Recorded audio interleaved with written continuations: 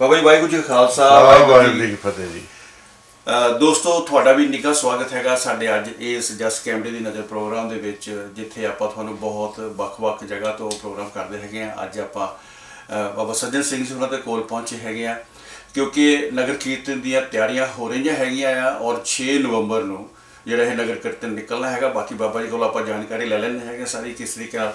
ਬਾਬਾ ਜੀ ਪਹਿਲਾਂ ਤਾਂ ਇਹ ਦੱਸ ਦਿਓ ਕਿ ਆਪਣਾ ਨਗਰ ਕੀਰਤਨ ਜਿਹੜਾ ਹੈਗਾ ਆ 6 ਨਵੰਬਰ ਦਾ ਹੈਗਾ ਆ, ਔਰ ਇਹਦੀ ਕਿਸ ਤਰੀਕੇ ਦੇ ਨਾਲ ਤਿਆਰੀ ਹੈਗੀ ਆ, ਕਿਹੜਾ ਰੂਟ ਔਰ ਕਿਸ ਤਰੀਕੇ ਨਾਲ ਇਹ ਚੱਲੇਗਾ। ਵਾਹਿਗੁਰੂ ਜੀ ਕਾ ਖਾਲਸਾ, ਵਾਹਿਗੁਰੂ ਜੀ ਕੀ ਫਤਿਹ।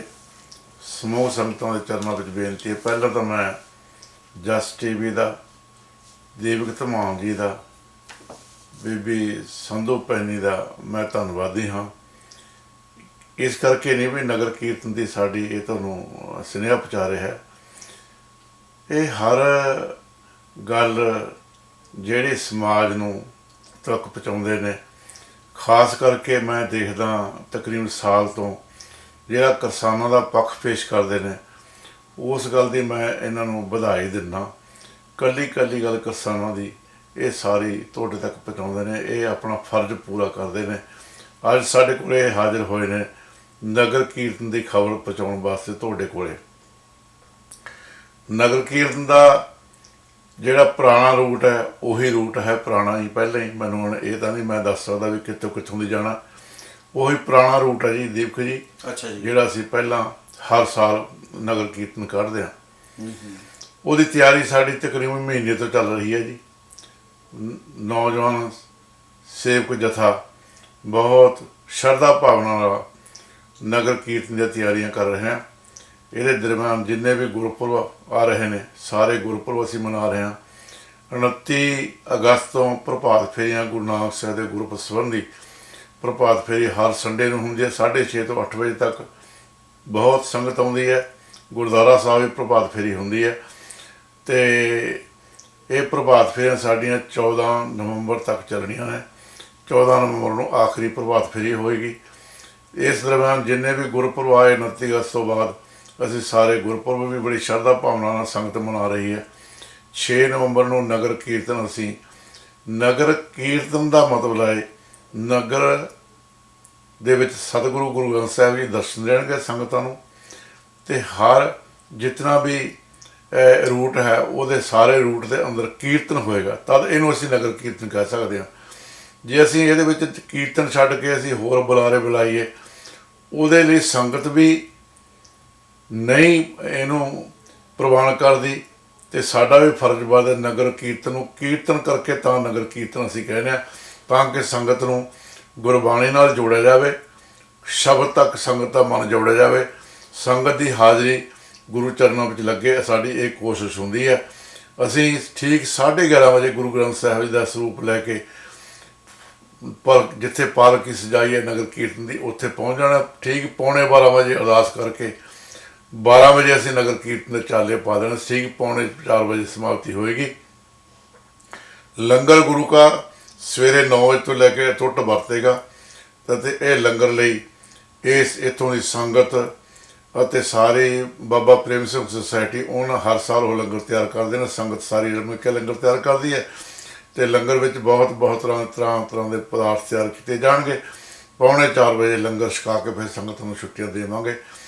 ਇਸ ਦਰਮਿਆਨ ਨਗਰ ਕੀਰਤਨ ਤੋਂ ਬਾਅਦ 18 ਨਵੰਬਰ ਨੂੰ ਮਹਾਨ ਕੀਰਤਨ ਦਰਬਾਰ ਹੋ ਰਿਹਾ, ਜੋ ਕਿ 5:30 ਵਜੇ ਆਰੰਭ ਹੋ ਕੇ ਰਾਤ 12:30 ਵਜੇ ਸਮਾਪਤ ਹੋਏਗਾ।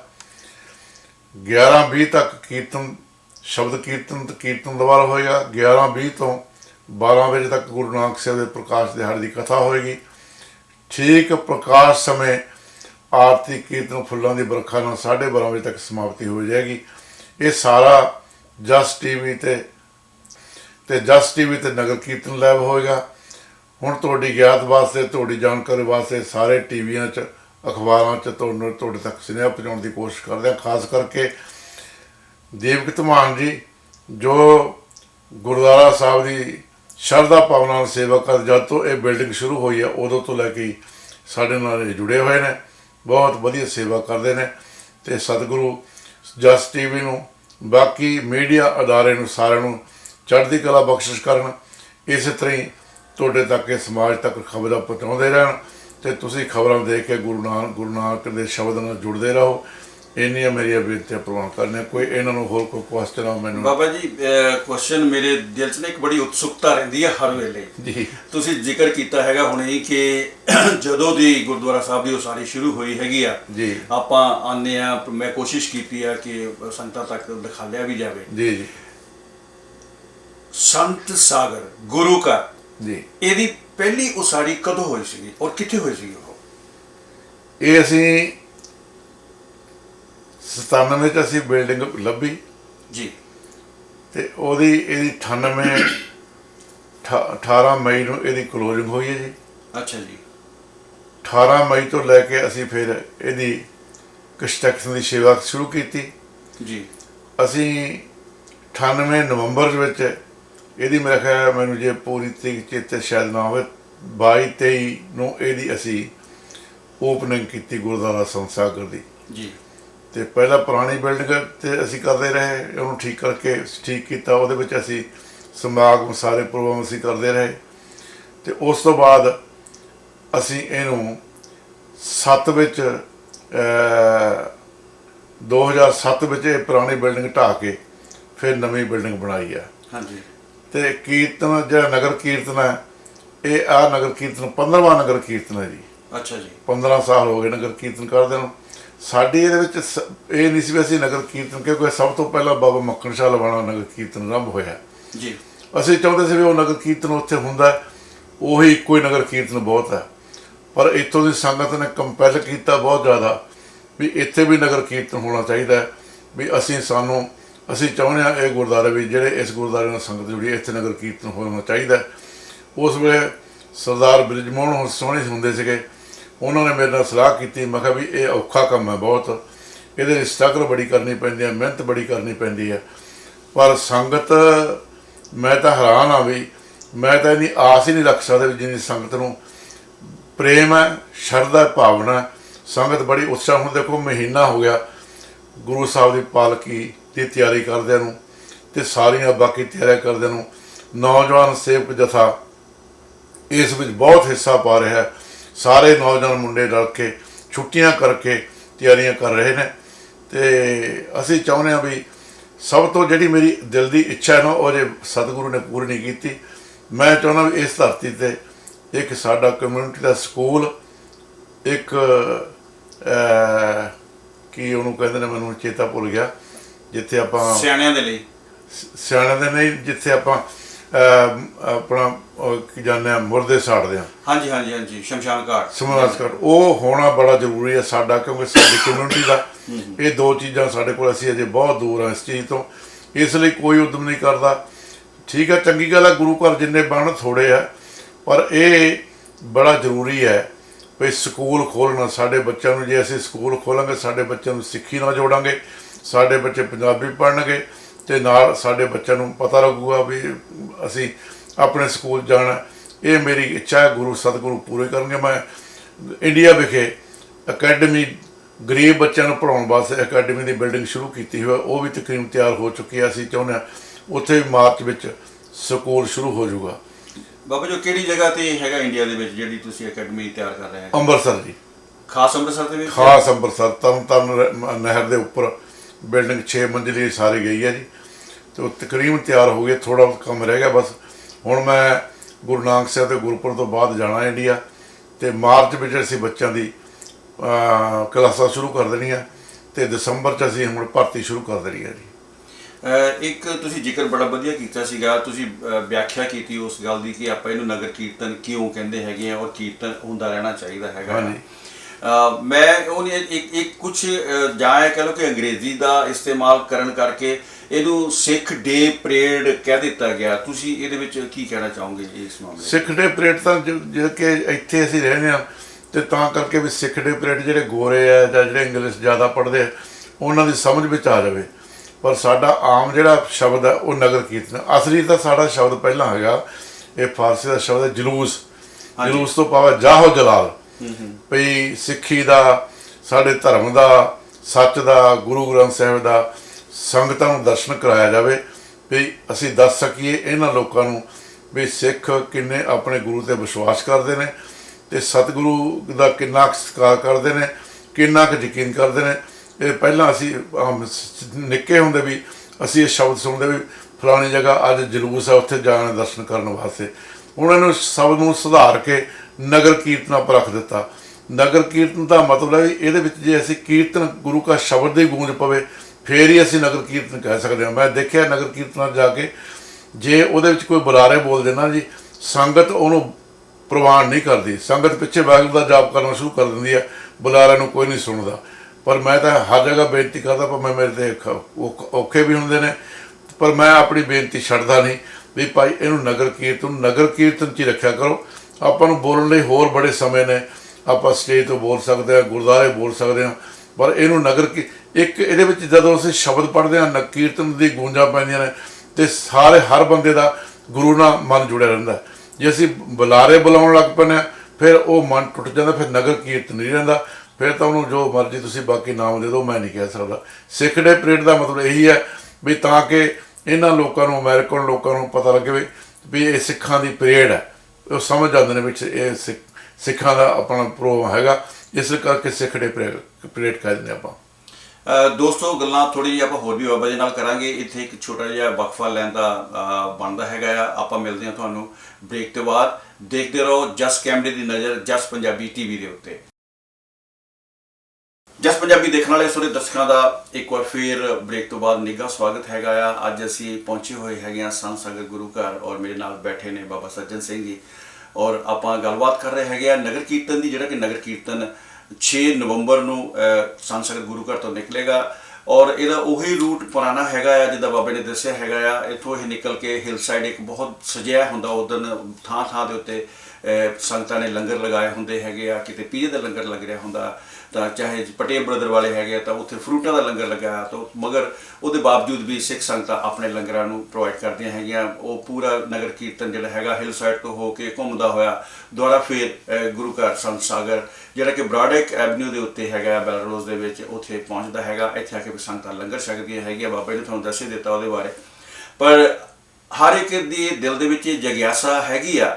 ਮੇਰੇ ਵੀ ਦਿਲ ਵਿੱਚ ਜਗਿਆਸਾ ਰਹਿੰਦੀ ਹੈਗੀ ਹੈ, ਭਾਵੇਂ ਮੈਂ ਬੜੀ ਦੇਰ ਤੋਂ ਬਾਬਾ ਜੀ ਦੇ ਨਾਲ ਔਰ ਸੰਤ ਸਾਗਰ ਗੁਰੂ ਘਰ ਦੇ ਨਾਲ ਜੁੜਿਆ ਹੈਗਾ। ਮੈਨੂੰ ਯਾਦ ਆ ਉਹ ਸਮਾਂ ਕਿ ਜਦੋਂ 1998 99 ਮੈਂ 98 ਵਿੱਚ ਆਇਆ ਸੀਗਾ ਅਮਰੀਕਾ ਦੀ ਧਰਤੀ ਦੇ ਉੱਤੇ, ਤਾਂ ਆਉਂਦੇ ਹੀ ਪਰ ਮੈਂ ਇੱਥੇ ਹੀ ਪ੍ਰਭਾਤ ਫੇਰੀਆਂ ਦੇ ਵਿੱਚ ਬਾਬਾ ਜੀ ਦੇ ਨਾਲ ਇੱਥੇ ਸ਼ਮੂਲੀਅਤ ਕਰਦਾ ਰਿਹਾ ਹੈਗਾ ਆ। ਤੜਕੇ 5 ਵਜੇ ਪ੍ਰਭਾਤ ਫੇਰੀਆਂ ਗਲੀਆਂ ਦੇ ਵਿੱਚ ਨਿਕਲਦੀਆਂ ਸੀਗੀਆਂ। ਹੁਣ ਥੋੜ੍ਹਾ ਜਿਹਾ ਕੋਵਿਡ ਕਰਕੇ ਥੋੜ੍ਹਾ ਜਿਹਾ ਉਹਦਾ ਕੰਸਰਨ ਉਸ ਤਰੀਕੇ ਨਾਲ ਹੋ ਗਿਆ ਹੈਗਾ, ਮਗਰ ਉਹ ਪ੍ਰਥਾ ਜਿਹੜੀ ਬਾਬਾ ਜੀ ਨੇ ਸ਼ੁਰੂ ਕੀਤੀ ਸੀਗੀ ਇੱਥੇ ਪ੍ਰਭਾਤ ਫੇਰੀ ਦੀ, ਉਹ ਅੱਜ ਵੀ ਬਰਕਰਾਰ ਹੈਗੀ ਆ। ਹਰ ਸਾਲ ਜਿਹੜੇ ਵੀ ਉਹ ਦਿਨ ਆਉਂਦੇ ਹੈਗੇ ਆ, ਜਿਹੜੇ ਉਹ ਮਹੀਨੇ ਆਉਂਦੇ ਹੈਗੇ ਆ, ਉਸ ਤਰੀਕੇ ਦੇ ਨਾਲ ਹੀ ਸੰਗਤਾਂ ਜੁੜਦੀਆਂ ਹੈਗੀਆਂ।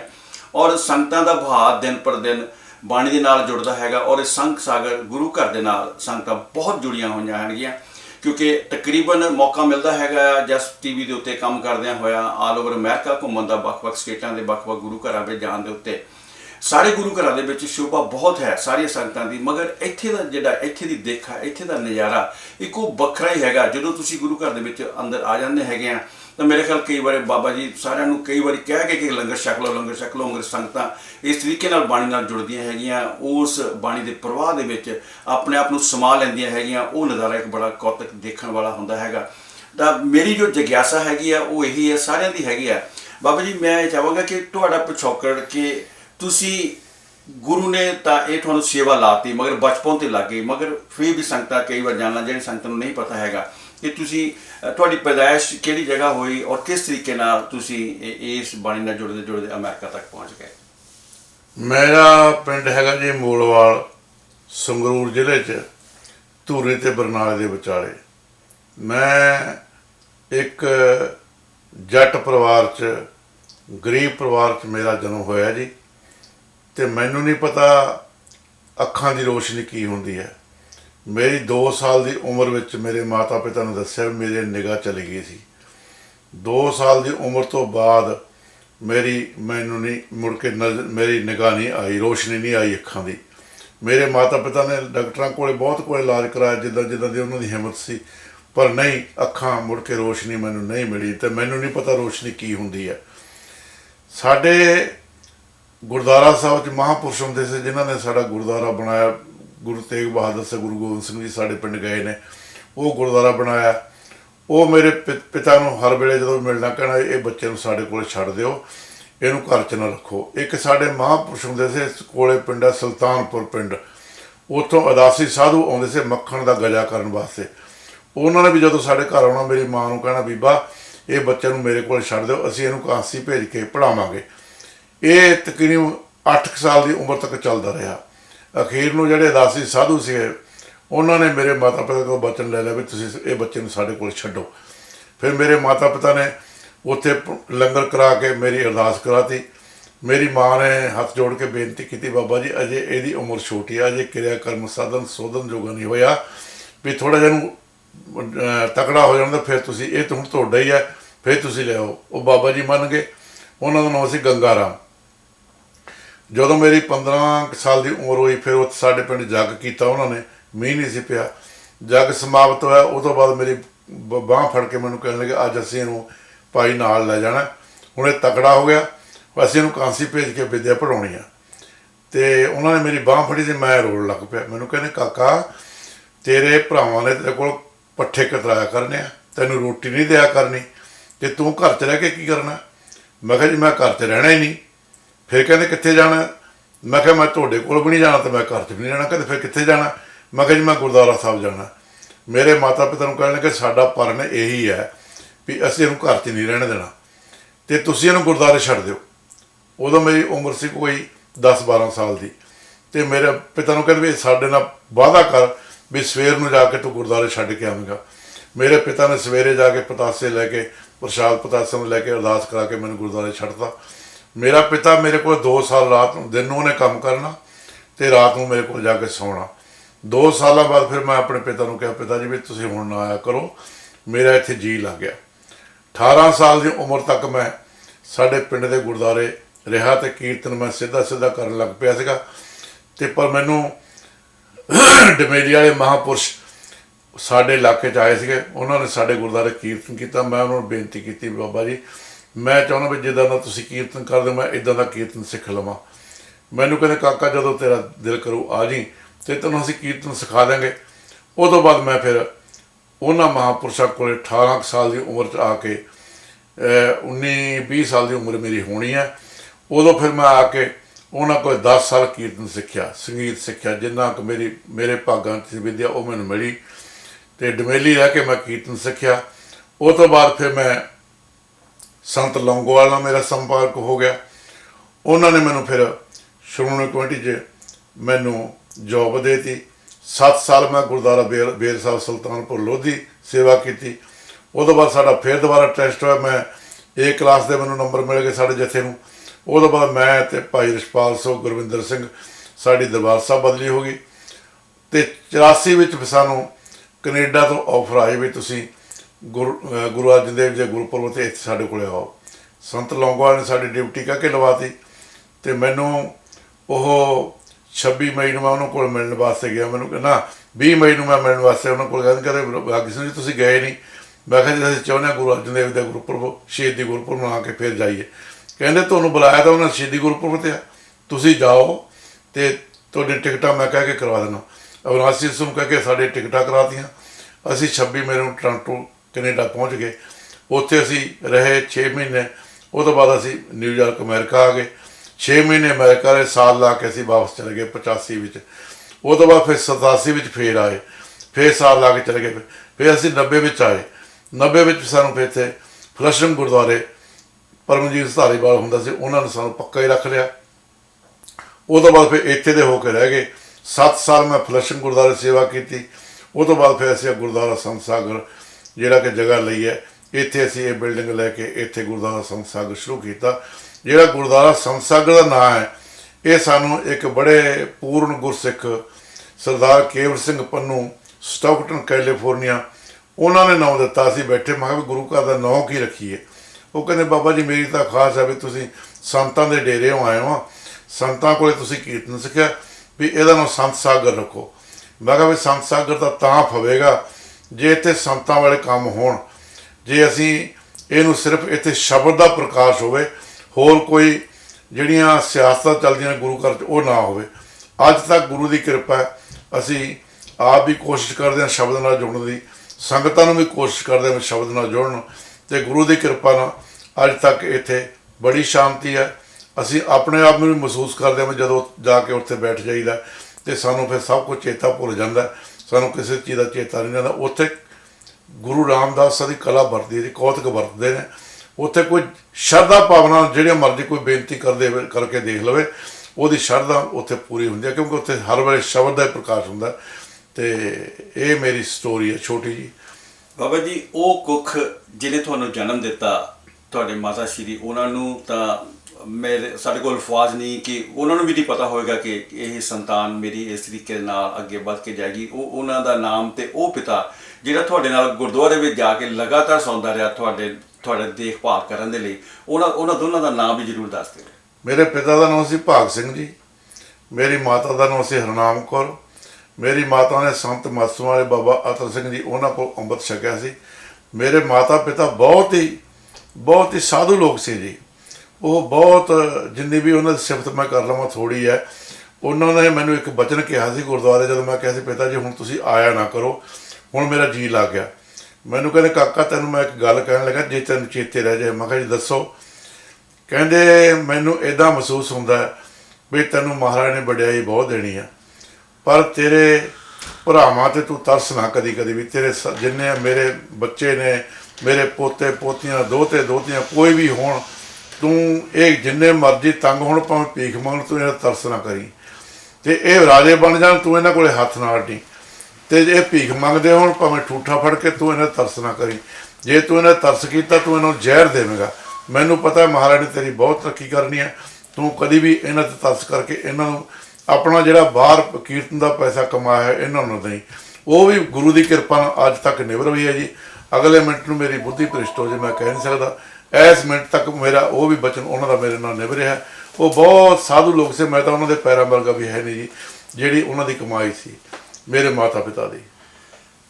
ਪਿਆਰੇ ਦੋਸਤੋ, ਬੜੇ ਛੋਟੇ ਜਿਹੇ ਸੰਖੇਪ ਜਿਹੇ ਸ਼ਬਦਾਂ ਦੇ ਵਿੱਚ ਬਾਬਾ ਜੀ ਨੇ ਆਪਣੇ ਜੀਵਨੀ ਬਾਰੇ ਗੱਲ ਕੀਤੀ ਹੈਗੀ ਆ, ਪਰ ਇਹਨਾਂ ਦੀ ਜੀਵਨੀ ਦੀ ਜੋ ਘਾਲਣਾ ਹੈਗੀ ਆ, ਉਹਨੂੰ ਵਿਖਿਆਨ ਕਰਨਾ ਮੇਰਾ ਖਿਆਲ ਇੰਨੇ ਕੁ ਟਾਈਮ ਦੇ ਵਿੱਚ, ਇੰਨੇ ਕੁ ਸਮੇਂ 'ਚ ਬਹੁਤ ਘੱਟ ਹੈਗਾ। ਇਸ ਕੋਸ਼ਿਸ਼ ਦੇ ਨਾਲ ਇੱਕ ਦਿਲ ਦੇ ਵਿੱਚ ਹੈ ਇਹ ਗੱਲ ਕਿ ਜਦੋਂ ਵੀ ਜਿਹੜਾ ਬਾਬਾ ਜੀ ਨੇ ਅਕੈਡਮੀ ਦੀ ਗੱਲ ਕੀਤੀ ਹੈਗੀ ਆ, ਅੰਮ੍ਰਿਤਸਰ ਦੇ ਵਿੱਚ ਜਿਹੜੀ ਸ਼ੁਰੂ ਹੋਣ ਜਾ ਰਹੀ ਹੈਗੀ ਆ, ਤਿਆਰੀ ਹੋ ਚੁੱਕੀ ਹੈਗੀ ਆ, ਤਾਂ ਅਗਰ ਗੁਰੂ ਮਹਾਰਾਜ ਨੇ ਕਿਰਪਾ ਕੀਤੀ ਤਾਂ ਮੈਂ ਵਾਅਦਾ ਕਰਦਾ ਕਿ ਮੈਂ ਬਾਬਾ ਜੀ ਦੀ ਜੀਵਨੀ ਦੇ ਉੱਤੇ ਇਸ ਕਹਾਣੀ ਨੂੰ ਵਿਖਿਆਨ ਪੂਰਾ ਕਰਕੇ, ਕਿੱਥੋਂ ਕਿੱਥੇ ਕਿਸ ਤਰੀਕੇ ਨਾਲ ਉਹ ਜਗ੍ਹਾ ਦੱਸ ਕੇ, ਕਿੱਥੇ ਇਹਨਾਂ ਦਾ ਜਨਮ ਹੋਇਆ, ਉਹਦੇ ਬਾਰੇ ਵੀ ਗੱਲਾਂ ਕਰਾਂਗੇ। ਤਾਂ ਮੇਰਾ ਖਿਆਲ ਹੈ ਕਿ ਅੱਜ ਦਾ ਸਮਾਂ ਤਾਂ ਇੰਨਾ ਕੀ ਹੈਗਾ, ਸਮਾਂ ਹੋਰ ਇਜਾਜ਼ਤ ਨਹੀਂ ਦਿੰਦਾ ਹੈਗਾ। ਇਸੇ ਗੱਲ ਦੇ ਨਾਲ ਕਿ 6 ਨਵੰਬਰ ਨੂੰ ਜੋ ਇਹ ਨਗਰ ਕੀਰਤਨ ਦੀ ਤਿਆਰੀ ਹੋ ਰਹੀ ਹੈ, ਉਧਰ ਨੂੰ ਨਿਕਲਿਆ ਜਾਏਗਾ ਔਰ ਸੰਗਤਾਂ ਉਹਦੇ ਵਿੱਚ ਸ਼ਾਮਲ ਹੋਣਗੀਆਂ। ਸਾਰੇ ਹੁਮਾ ਕੇ ਪਹੁੰਚੋ। ਅਗਰ ਤੁਹਾਨੂੰ ਕੋਈ ਇਨਫੋਰਮੇਸ਼ਨ ਚਾਹੀਦੀ ਹੋਵੇ, ਤੁਸੀਂ ਗੁਰੂ ਘਰ ਦੇ ਵਿੱਚ ਇੱਥੇ ਸੰਤ ਸਾਗਰ ਦੇ ਵਿੱਚ ਫੋਨ ਕਰਕੇ ਉਸ ਦੇ ਬਾਰੇ ਗੱਲ ਕਰ ਸਕਦੇ ਹੈਗੇ ਆ। ਮਗਰ ਸੰਗਤਾਂ ਦੇ ਕੋਲ ਇਸ ਗੱਲ ਦੀ ਸਾਰੀ ਜੋ ਵੀ ਇਹਦੇ ਸੰਬੰਧ ਵਿੱਚ ਕੋਈ ਵੀ ਗੱਲ ਹੈ, ਹਰ ਸੰਗਤ ਜਾਣਦੀ ਹੈਗੀ ਆ, ਪਰ ਫਿਰ ਵੀ ਸਾਡਾ ਜੋ ਫਰਜ਼ ਹੁੰਦਾ ਹੈਗਾ ਉਹਨੂੰ ਅਸੀਂ ਅਦਾ ਕਰਨ ਦੀ ਕੋਸ਼ਿਸ਼ ਕਰਦੇ ਹੈਗੇ ਆ। ਬਾਬਾ ਜੀ, ਤੁਹਾਡਾ ਬਹੁਤ ਬਹੁਤ ਧੰਨਵਾਦ ਕਿ ਤੁਸੀਂ ਆਪਣੇ ਇਸ ਰੁਝੇਵਿਆਂ ਦੇ ਵਿੱਚੋਂ ਇੱਕ ਥੋੜ੍ਹਾ ਜਿਹਾ ਸਮਾਂ ਕੱਢ ਕੇ ਜਸ ਪੰਜਾਬੀ ਲਈ, ਜਸ ਸੰਗਤਾਂ ਨੂੰ, ਤੁਸੀਂ ਜਿਹੜੇ ਕਿ ਟੀਵੀ ਦੇਖਦੇ ਦਰਸ਼ਕ ਹੈਗੇ ਆ, ਉਹਨਾਂ ਦੇ ਨਾਲ ਆਪਣੇ ਵਿਚਾਰ ਸਾਂਝੇ ਕੀਤੇ ਹੈਗੇ ਆ। ਔਰ ਮਹਾਰਾਜ ਤੁਹਾਡੇ ਤੇ ਇਸੇ ਤਰੀਕੇ ਨਾਲ ਥਾਪੜਾ ਰੱਖੇ ਔਰ ਸੰਗਤਾਂ ਸੇਵਾ ਕਰਦੀਆਂ ਰਹਿਣ। ਵਾਹਿਗੁਰੂ ਜੀ ਕਾ ਖਾਲਸਾ, ਵਾਹਿਗੁਰੂ ਜੀ ਕੀ ਫਤਿਹ।